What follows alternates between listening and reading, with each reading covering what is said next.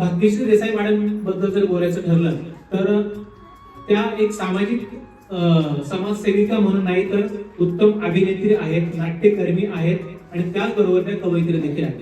या आषाढ्या काव्यसंग्रहाला त्यांना 15 पुरस्कार मिळाले.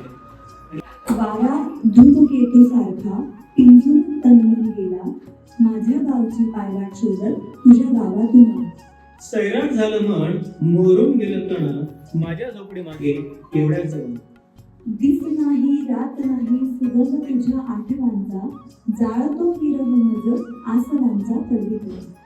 काय करू कसं करू सांग माझ्या सजना, वैशाख वणवा जाळून गेला, आषाढ बरसना आषाढ बरसना. उद्याचा दिवस आपल्या आयुष्यात असेल का हे जरी आपण सांगू नाही शकलो तरी उद्या सूर्य चंद्र उगवणार, जगराहाटी देखील चालूच राहणार हे निश्चितच सांगू शकतो. स्वतःबद्दल नाही तरी इतरांची खात्री देऊ शकतो.